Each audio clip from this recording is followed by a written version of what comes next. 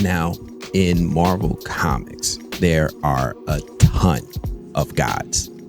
We have Thor, who's the god of thunder. We have Loki, who's the god of lies. And there's a whole bunch more characters from Asgard that are similar. In addition to that, we know that Hercules and Zeus are a thing in Marvel Comics, but it doesn't stop there.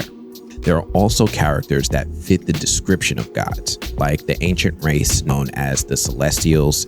We have cosmic beings like the Phoenix and Galactus, and we also have Nexus beings like the Scarlet Witch. Marvel did a really cool story in where Gore, the God Butcher, just lays wreck to all of the deities in the Marvel Comics universe, giving us a grand tour on just how many of them are out there. For now, we're going to focus on the Ennead. The Ennead, also known as the Heliopolitan gods, are the gods of Egypt, like Isis, Osiris, and more. Khonshu is a member of the Heliopolitan gods who live in a realm called Celestial Heliopolis. Now, this dimension exists outside of our own, but is said to be adjacent to Earth. It's from this dimension that these gods are being worshipped by the people of ancient Egypt. Khonshu is referred to as the nocturnal god of the moon, god of vengeance, and the shepherd to the lost. Now, similar to Mephisto, Khonshu is not able to enter the earthly plane, so he usually picks a champion who works as his avatar, and that person is referred to as his Moon Knight. In the comics, Marc Spector, who's going to be played by Oscar Isaac in the MCU, this Marc is working as a mercenary in what appears to be Egypt. He's working for some guy by the name of Bushman who's got tattoos on his face, and they're doing mercenary things, right? They're like shooting innocent people and presumably stealing their valuables, and Marc Spector, in the midst of this, abruptly realizes that he misjudged the morals of the people he's working for. I don't get it, but let's just go with it, right? So fast forward a bit, and Marc tries to orchestrate some sort of rebellion and escape, but he fails.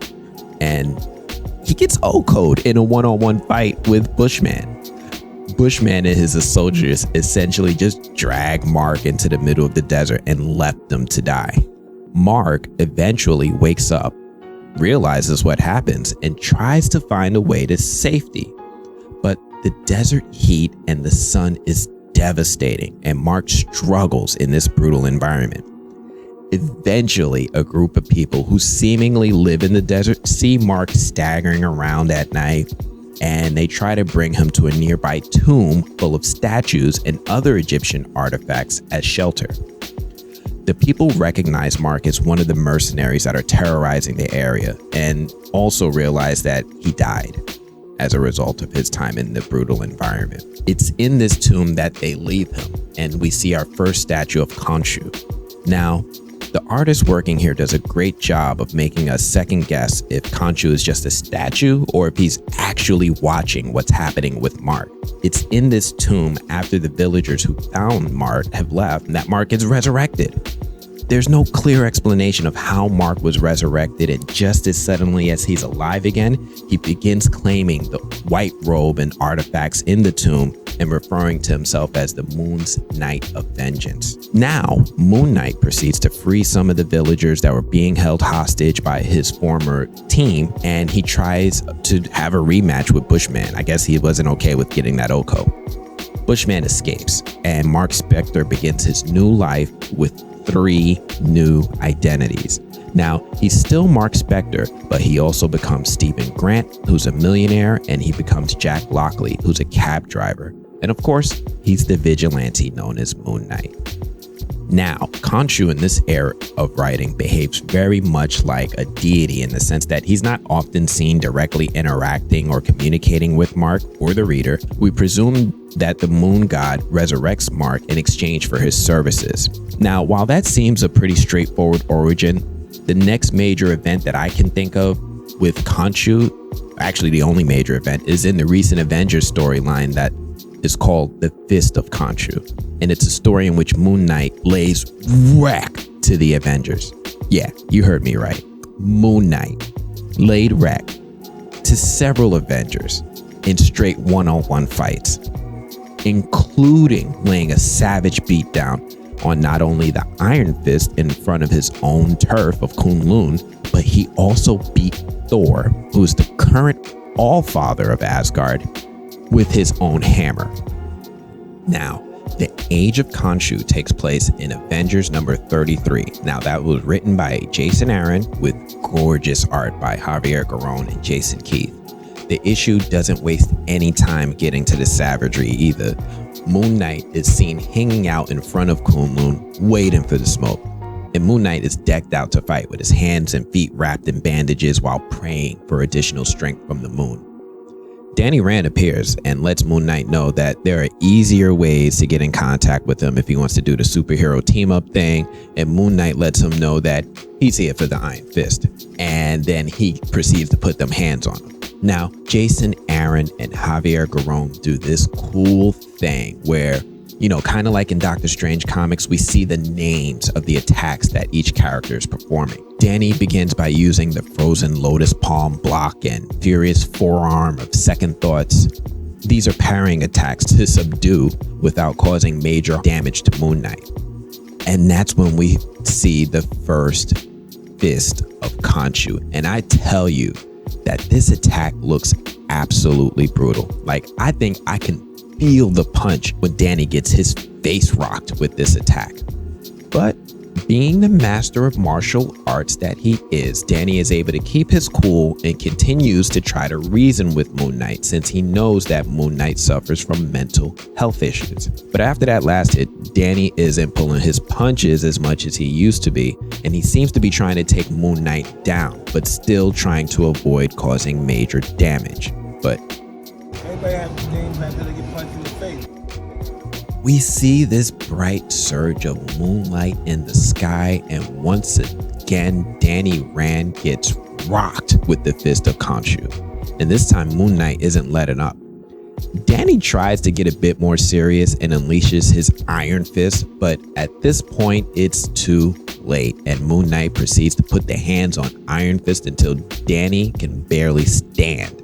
Moon Knight then proceeds to use an Ankh, which is a mystical Egyptian amulet, to forcibly suck the power of the Iron Fist right out of Danny, leaving Danny screaming in pain. After laying the beatdown on Iron Fist, Moon Knight proceeds to assemble a team of moon priests and mummies, and they attack Doctor Strange right in his own Sanctum Sanctorum. Doctor Strange at first thinks he can reason with Moon Knight, and that's when Moon Knight puts them hands on Doctor Strange too, and he hits him with the power that he stole from Iron Fist. Moon Knight and his priest then proceed to siphon the power of Agamotto right out of Doctor Strange. Now, this savagery doesn't stop there, because Moon Knight continues causing havoc for the Avengers by stealing the current Ghost Rider's car. That's Danny Reyes. Now, for those of you not aware, this is like stealing other Ghost Rider's motorcycle. Things escalate further because after all this happens, Doctor Strange tries to reach out to T'Challa, the Black Panther, the current leader of the Avengers, and he tries to warn them about what Moon Knight is up to and what's happened. But Moon Knight is already there, and he's already shown up at Wakanda with what appears to be an army of Khonshu's followers and mummies. Now, Black Panther sees this army and decides to meet with Moon Knight directly. Moon Knight tells T'Challa, this doesn't have to be a war, right? We can settle this one-on-one.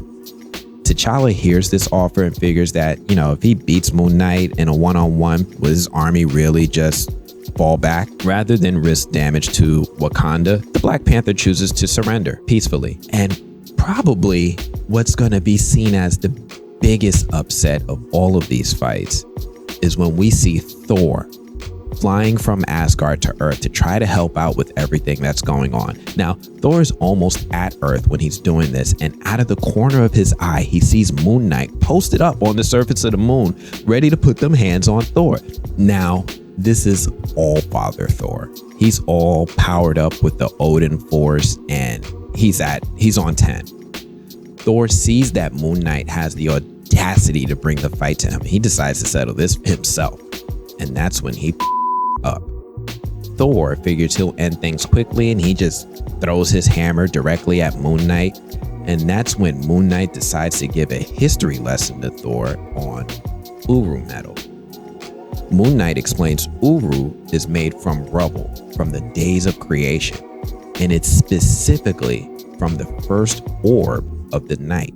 In other words, the hammer is made of moon rock, and Moon Knight is able to intercept Thor's hammer midair with a thought, and he takes it and proceeds to pummel Thor with his own hammer.